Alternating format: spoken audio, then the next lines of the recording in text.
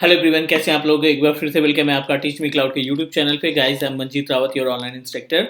Basically आज का जो वीडियो है एज्योर एजी 303 मींस आर्किटेक्ट लेवल के कंटेंट की वीडियो है, और इसमें हम आपको डिस्क्राइब करने वाले हैं load balancer plus net rule. वैसे तो लोड बैलेंसर की वीडियो ऑलरेडी हमने अपलोड कर रखी है, लेकिन यहाँ पे हम जो डिस्कस करने वाले हैं एजेंडा जो है वो नेट रोल को समझने का, बिकॉज बहुत ज्यादा इंपॉर्टेंट है। क्योंकि अगर आप अपनी वर्चुअल मशीन की पब्लिक आईपी हटा करके उसको लोड बैलेंसर की पब्लिक आईपी एड्रेस से कनेक्ट करना चाहते हैं, मल्टीपल वर्चुअल मशीन आपने क्रिएट कर रखी है, बट आप चाहते हो कि हर एक वर्चुअल मशीन को एक individual public IP address provide करें, तो इस पर्टिकुलर नेट रूल में हम आपको ये चीजें डिस्क्राइब करने वाले हैं। बहुत ही इंपॉर्टेंट टॉपिक है, बहुत ही इंटरेस्टिंग वीडियो है, तो उम्मीद है कि आप इसको लास्ट तक जरूर देखेंगे, बिकॉज यू नो दैट ये टेक्निकल वीडियो है, कोई ब्लॉग नहीं है, कोई प्रैंक वीडियो नहीं है। तो डेफिनेटली अगर हमें चीज़ों को समझना है तो वीडियो तो पूरी देखनी ही पड़ेगी।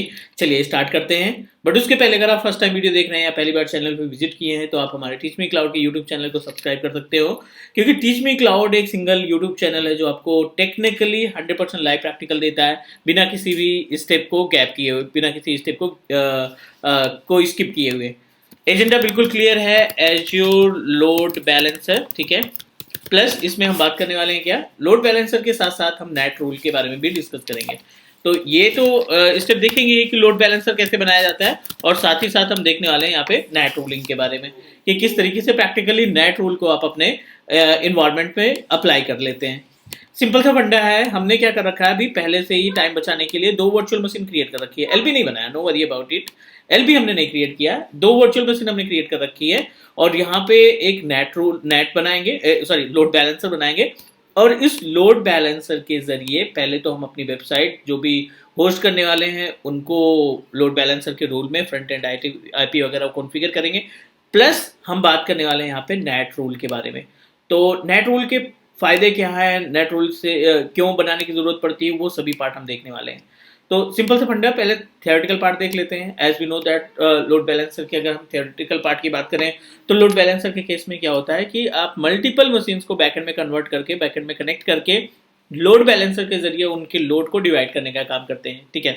बट नेट रूल एक एडिशनल फीचर है जो आपको लोड बैलेंसर के प्रॉपर्टीज में मिल जाएगा, और इस नेट रूल के जरिए क्या कर सकते हैं कि जो भी आपने वर्चुअल मशीन बैकएंड में कनेक्ट कर रखी है उसकी पब्लिक आईपी एड्रेस को हटा करके उसके प्राइवेट आईपी एड्रेस को आप अपने लोड बैलेंसर की पब्लिक आईपी से कनेक्ट कराएंगे, और फिर उस लोड बैलेंसर की पब्लिक आईपी एड्रेस के जरिए हम वर्ल्ड वाइड अपने वीएम को कनेक्ट कराएंगे 3389 पोर्ट की हेल्प से। तो इससे बेनिफिट क्या होगा कि मान लीजिए अगर आपने 5 वर्चुअल मशीन बैकएंड में कॉन्फ़िगर कर रखी है लोड बैलेंसर के बैकएंड में, तो 5 पब्लिक आईपी एड्रेस का पेमेंट हमारा जाएगा, राइट। ट्रांजैक्शन के ऊपर हमें पेमेंट देनी पड़ेगी। अगर हम इन 5 पब्लिक आईपी एड्रेस को रिमूव कर दें और अपनी वीएम को हम कनेक्ट कराएं अपने सिंगल आईपी एड्रेस से, तो इससे बेनिफिट ये होगा कि 5 आईपी का जो पेमेंट है वो बच जाएगा, प्लस सिक्योरिटी रहेगी। मीन्स हमें अलग अलग मशीनों की पब्लिक आईपी एड्रेस नहीं देने पड़ेंगे, और पब्लिक आईपी एड्रेस नहीं रहेगा तो कोई भी बंदा डायरेक्टली उसको एक्सेस नहीं कर पाएगा। तो हमें क्या करना पड़ेगा, we need to configure our net rule over a load balancer. तो ये प्रॉपर एजेंडा है, इसमें हम दोनों प्रैक्टिकल देखने वाले हैं। लोड बैलेंसर कैसे बनाया जाता है, वो लोड बैलेंसर क्रिएट करने के बाद हम नेट रूल उसमें लगाएंगे। एक एक स्टेप देखने वाले हैं इसमें। चलिए पोर्टल ओपन कर लेते हैं। वीएम हमने जैसे बताया कि क्रिएट कर रखी है, 2 वर्चुअल मशीन हमने ईस्ट यूएस लोकेशन में बना रखी है, ट्रेनिंग और वेब के नाम से। इन दोनों मशीनों का हम आरडीपी एक्सेस करेंगे ताकि उसमें वेबसाइट को कॉन्फ़िगर कर सकें। तो चलिए सबसे पहले फटाफट ये काम कर लेते हैं को पब्लिक आईपी एड्रेस के जरिए। अभी तो इस वर्चुअल मशीन की पब्लिक आईपी एड्रेस पे वीएम को कनेक्ट कराने का काम कर रहे हैं, लेकिन नेक्स्ट जब सब कुछ कॉन्फ़िगर कर लेंगे उसके बाद हम मूव करेंगे कहाँ पे, इन पब्लिक आईपी एड्रेस को रिलीज कर देंगे, डीएसोसिएट कर देंगे, और फिर लोड बैलेंसर की पब्लिक आईपी एड्रेस से इसको कनेक्ट कराने का काम करेंगे। सिंपल सा फंडा, 2 वीएम के लिए हमने स्पेस पहले से बना रखा है आरडीपी का। तो ये वीएम SS1 एक पहले कनेक्ट कर लेते हैं, ये हमने कनेक्ट कर रखा है। सेकेंड वीएम को भी मीनवाइल कनेक्ट कर लेते हैं, और जो पुराना स्टेप हम पहले देखे थे कि HTML की एक फाइल एडिट करके दोनों वेबसाइट में सेग्रीगेशन कर लें ताकि क्लियर हो सके कि आपका जो लोड है वो किस वर्चुअल मशीन पे पड़ रहा है। यहाँ पे हमने पब्लिक आईपी एड्रेस मेंशन कर दी। पब्लिक आईपी एड्रेस मेंशन करने के बाद दोनों मशीनों का हम आरडीपी ले लेते हैं, सबसे पहला काम, ठीक है। कंटिन्यू, और यहाँ पे दोनों वर्चुअल मशीन हमारी सक्सेसफुली कनेक्ट हो चुकी है। पोर्ट नंबर की बात करें तो 3389 और पोर्ट नंबर 80 हमने ऐड कर रखा है ताकि 80 के थ्रू आप अपनी वेबसाइट को एक्सेस कर लें और 3389 के जरिए आप आरडीपी को एक्सेस कर पाएँ। तो पुराना स्टेप फॉलो करते हैं। सबसे पहले इसमें IIS सर्विस इंस्टॉल कर लेते हैं, है ना। और IIS सर्विस इंस्टॉल करने के जस्ट बाद उसमें छोटी सी डमी वेबसाइट सर्वर 1 में, डमी वेबसाइट सर्वर 2 में। लेकिन ये हमारा प्रॉपर एजेंडा नहीं है। प्रॉपर एजेंडा जो है वो हम बात करने वाले हैं अपने नाटिंग रूल के बारे में। तो चलिए, स्टेप तो हमें फॉलो करना पड़ेगा, क्योंकि आपको कंप्लीट पैकेज मिल जाएगा एक वीडियो में।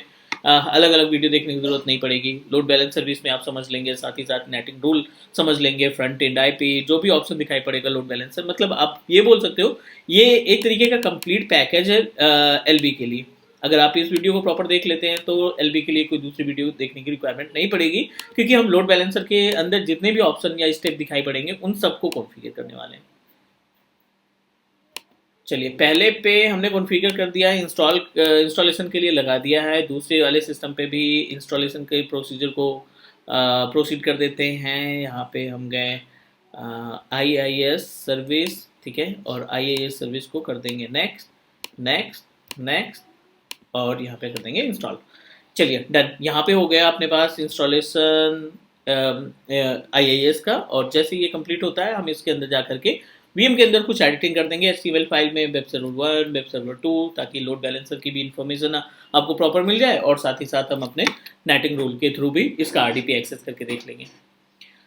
चलिए, इसको प्रोसीड होने देते हैं। मीनवाइल हम अपने LB पे चलते हैं। दोनों वर्चुअल मशीन को यहीं पे रखते हैं। Go to the network, load balancer, एक छोटा सा लोड बैलेंसर बना देते हैं सेम लोकेशन में। कोई भी LB नहीं है, क्रिएट न्यू लोड बैलेंसर पे क्लिक करिए आप, और एक LB क्रिएट कर लेते हैं। ईस्ट US लोकेशन में पावर नाम का हमारा रिसोर्स ग्रुप है। तो पहले रिसोर्स ग्रुप प्रोवाइड करिए आप। यहाँ पे आप नेम दे दीजिए क्लास लोड बैलेंसर, ठीक है ना। लोकेशन ईस्ट US, क्योंकि हमारा जो डेटा है वो ईस्ट US में है। पब्लिक, स्टैंडर्ड एंड बेसिक दो ऑप्शन दिखाई पड़ रहे हैं। तो स्टैंडर्ड इन द सेंस कि बेसिक की बात करें तो बेसिक के अंदर कोई भी SLA चार्जिंग नहीं रहता है, और स्टैंडर्ड जो है आप अपनी ऑर्गेनाइजेशन के लिए प्रोसीड कर सकते हैं। तो ये ऑलरेडी हमारी पुरानी वीडियो में हम आपको डिस्क्राइब कर चुके हैं। तो स्टैंडर्ड पे प्रोसीड करते हैं। ईस्ट US लोकेशन रखते हैं। पब्लिक IP बना लेते हैं एक, LB पब्लिक IP, ठीक है ना, कोई सा भी नाम दे दीजिए। और यहाँ पे जोन की बात करें तो कोई डिफरेंट मल्टीपल जोन नहीं बना रहे हैं हम यहाँ पे। And just click with internet create. अब जैसे ये तैयार होता है हमारा, जैसे ये लोड बैलेंसर तैयार होता है, इसके अंदर जो सेटिंग्स हैं उन सेटिंग के बारे में बात करेंगे। वैलिडेशन कंप्लीटेड और ये डिप्लॉयमेंट इन प्रोग्रेस। दोनों पे IIS सर्विस इंस्टॉल हो चुकी है। इंस्टॉलेशन के जस्ट बाद एक छोटा सा एडिटिंग कर देते हैं। इसके अंदर जो डिफ़ॉल्ट फोल्डर या फाइल्स अवेलेबल है INTPub के अंदर, www के अंदर, IIS को ओपन किया, नोटपैड पे गए, यहाँ पे टाइप कर देते हैं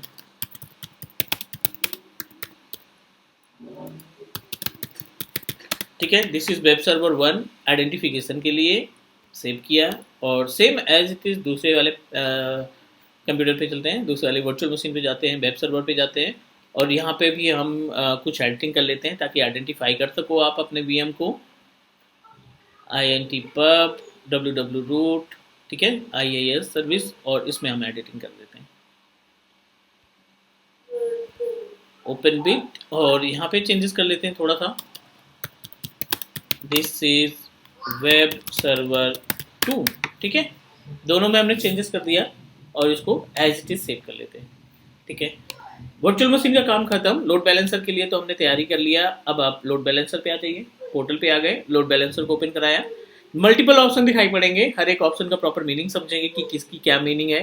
फ्रंट एंड IP जो आपने पब्लिक IP एड्रेस असाइन की ना, वही आपकी फ्रंट एंड IP कहलाएगी।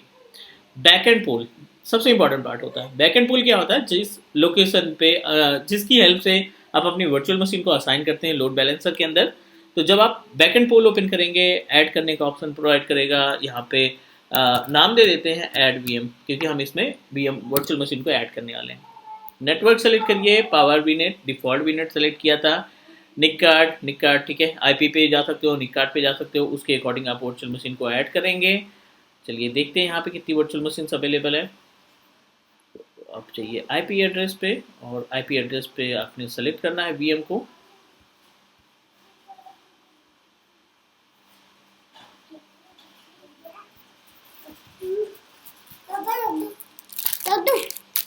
बैकएंड पूल को प्रोसीड करने से पहले सबसे पहले उसको जान लेते हैं कि एक्चुअली में बैकएंड पूल है क्या। तो बैकएंड पूल वो प्लेस है जहाँ पे आप अपनी वर्चुअल मशीन को ऐड करने का काम करते हैं।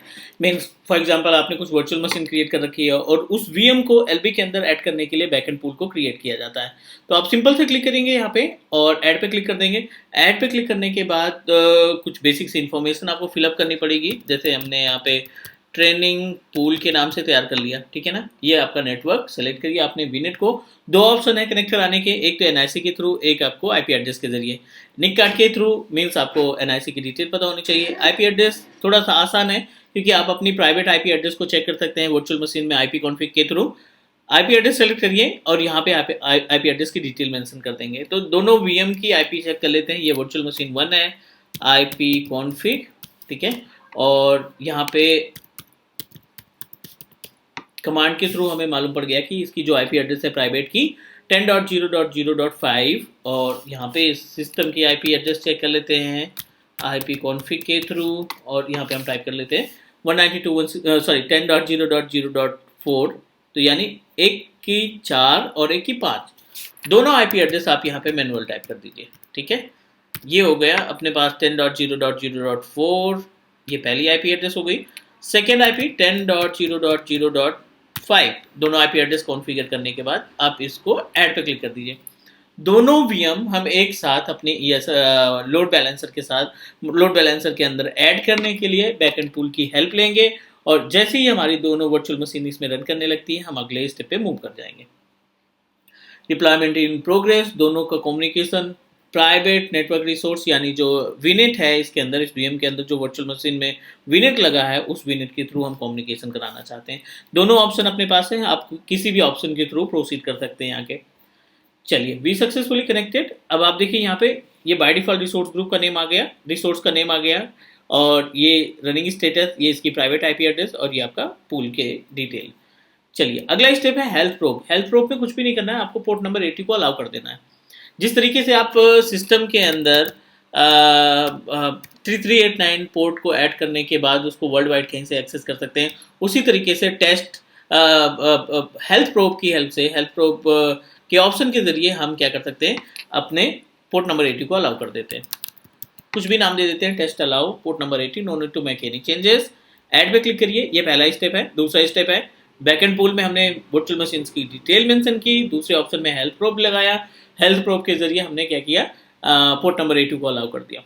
थर्ड स्टेप जो आता है वो अगले स्टेप में जैसे ये कंप्लीट होता है हम आगे की तरफ मूव करेंगे, और थर्ड स्टेप में हम प्रोवाइड करेंगे कुछ रोल जो हमारी वर्चुअल मशीन्स को लोड बैलेंसर की आईपी के जरिए बाहर एक्सेस करने का ऑप्शन प्रोवाइड करेंगे। This is the load balancing rule. तो लोड बैलेंसिंग रूल, वैसे तो हम दोनों पे बात करने वाले हैं, लेकिन पहले तो अभी लोड बैलेंसिंग रूल क्रिएट कर लेते हैं ताकि हम अपनी जो वेबसाइट क्रिएट कर रखी है वर्चुअल मशीन के अंदर उसको वर्ल्ड वाइड एक्सेस कर सकें। रूल फॉर एलबी, ठीक है, लोड बैलेंसर के लिए रूल बना रहे हैं, रूल फॉर एलबी, ये आपकी पब्लिक आईपी एड्रेस। यहाँ पे कोई चेंजेस करने की रिक्वायरमेंट ऐसे है नहीं, डिफॉल्ट सेटिंग जो है उसी पे हम प्रोसीड कर लेते हैं, जस्ट क्लिक ओके। इतने स्टेप से हमारा लोड बैलेंसिंग का काम चल जाएगा, लेकिन हमारा जो मोटो है, हमारा जो एजेंडा है वो कुछ और है कि हम नेट रूल को भी समझना चाहते हैं। सिर्फ समझना ही नहीं, उसका प्रैक्टिकल भी देखना चाहते हैं कि क्या स्टेप फॉलो करने पड़ेंगे नेट रूल को कॉन्फ़िगर करने के लिए। तो थोड़ा सा इंतजार कर लेते हैं, पहले इसका रिजल्ट चेक कर लेते हैं कि क्या स्टेटस है रिजल्ट का। पब्लिक आईपी एड्रेस आप कॉपी करिए, यहाँ पे ब्राउजर पे पेस्ट करिए। पेस्ट करने के बाद आप सर्च करिए, देखिए वेब सर्वर 1 से आपको रिक्वेस्ट मिल रही है। यहीं पे अगर आप हिट देते रहेंगे तो आपकी जो रिक्वेस्ट है वो वेब सर्वर 2 से आना स्टार्ट हो जाएगी, बट अनफॉर्चुनेटली उतनी हिट हम प्रोवाइड नहीं कर पा रहे हैं।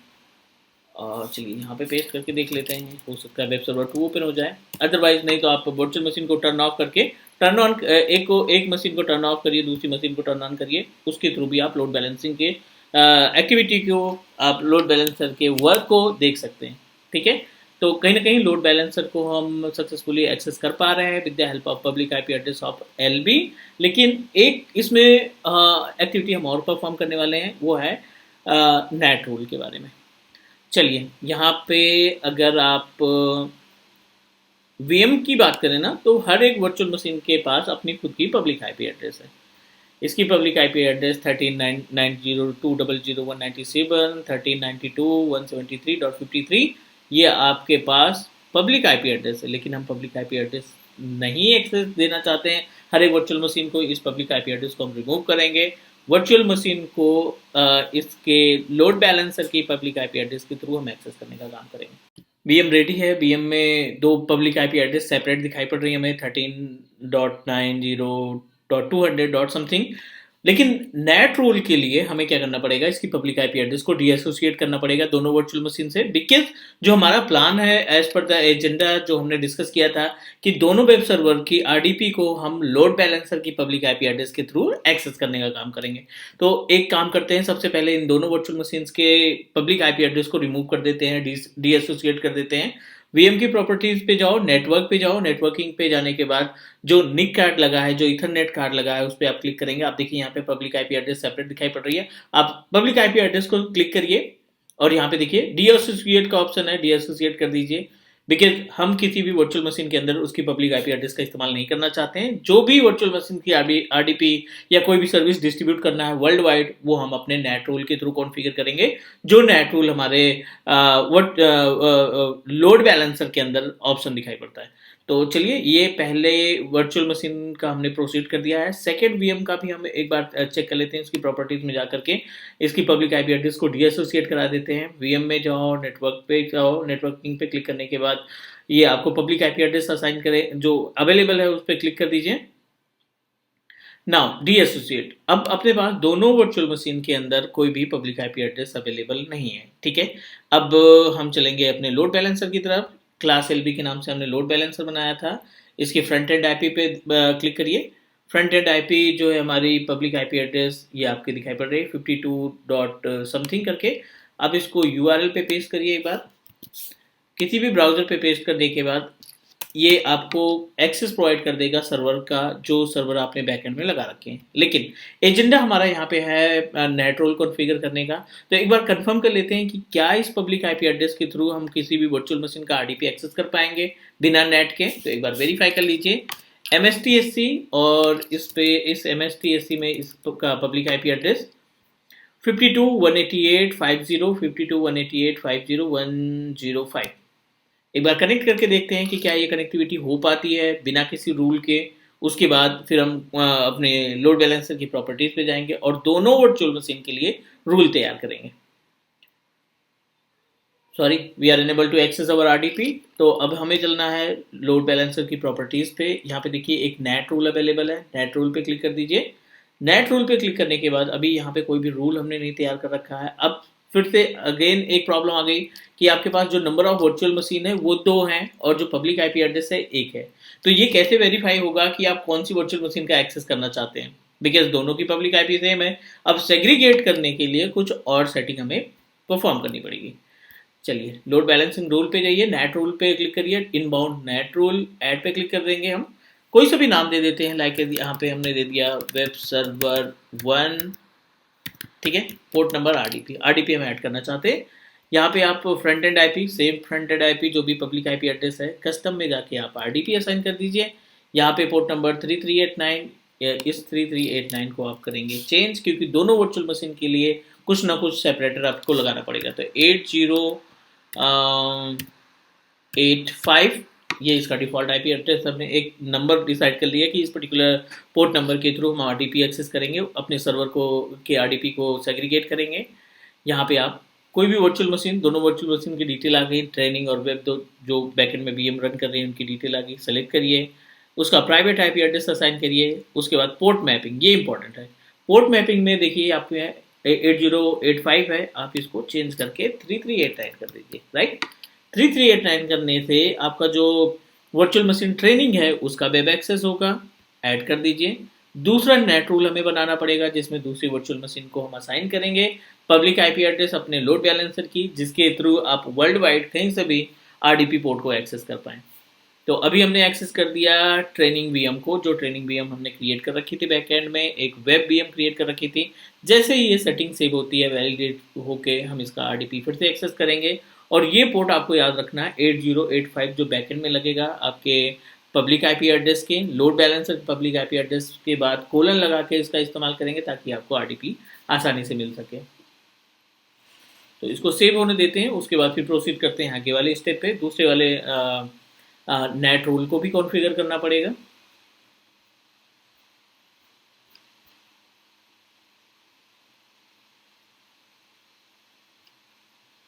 चलिए, एक नेट रूल हमने बना दिया है, ये सक्सेसफुली सेव हो चुका है।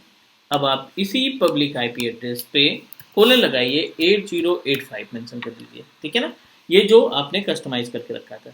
चलिए, ये आपका यूज़र नेम और पासवर्ड, जो भी कॉमन नेम यूज़र आपका आपने यूज़र नेम रखा था, उस यूज़र नेम और उस पासवर्ड पे इसका आरडीपी ट्राई करिए चेक करने के लिए। पब्लिक आईपी एड्रेस हमने वर्चुअल मशीन से पहले ही निकाल दिया था। अब हम जो एक्सेस कर रहे हैं वो लोड बैलेंसर की पब्लिक आईपी एड्रेस है। सक्सेसफुली कनेक्ट हो चुके हैं। इसी तरीके से वेब सर्वर के लिए आप नेट रोल बना दीजिए। वेब सर्वर के लिए एक दूसरा नेट रोल बनाइए, यहाँ पे वेब सर्वर 2 और यहाँ पे हम आरडीपी, ठीक है।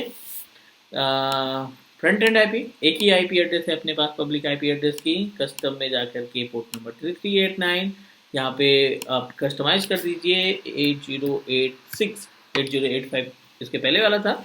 अब आप यहाँ पे वर्चुअल मशीन सेकंड यानी वेब सर्वर सेलेक्ट कर लेंगे। Select your private IP address, custom पे क्लिक करिए। इस पोर्ट नंबर को आप 3389 में कन्वर्ट कर दीजिए एंड क्लिक सेव। दोनों वर्चुअल मशीन को आपने पब्लिक आईपी एड्रेस के थ्रू कनेक्ट किया, कॉन्फ़िगर किया। अब आप इसको प्रॉपर तरीके से मैनेज कर सकते हैं। जो भी public IP address virtual machine की डिफ़ॉल्ट असाइन हुई थी वो सक्सेसफुली रिमूव कर दिया आपने। अब दोनों वर्चुअल मशीन को same single load balancer IP के एड्रेस के थ्रू हम इसको एक्सेस कर सकते हैं।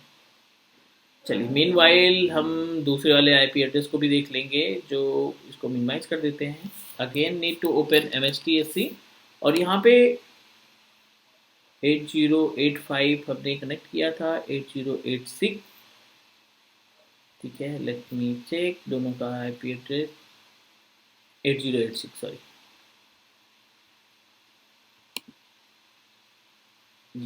We are able to access web. इसका भी user name by default web ही था। क्लाउड हैट, जो भी पासवर्ड आपने मेंशन किया उसको आप एक्सेस करवा दीजिए, ठीक है। दोनों वर्चुअल मशीन आपने सक्सेसफुली कनेक्ट कर ली है। एक वर्चुअल मशीन से आपकी पोर्ट नंबर सॉरी सेम ही आईपी एड्रेस से दोनों भी हम आप एक्सेस कर पा रहे हो। अगर इसकी प्राइवेट आईपी एड्रेस की बात करें तो IP config port number IP address 10.0.0.4। दूसरे वाले सिस्टम की अगर हम आईपी की बात करें तो डन, दोनों की पब्लिक आईपी एड्रेस 805, सॉरी, इसका जो था वेब सर्वर का 805 806 दो थे। MSTSC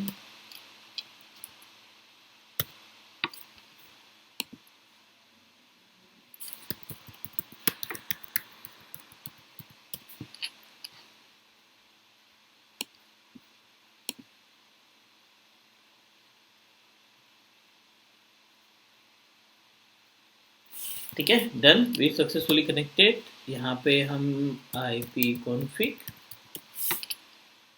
10.0.0.5 और इसका जो दूसरे वाले सर्वर की आईपी है उसको भी वेरीफाई कर लीजिए। Windows+R IP config,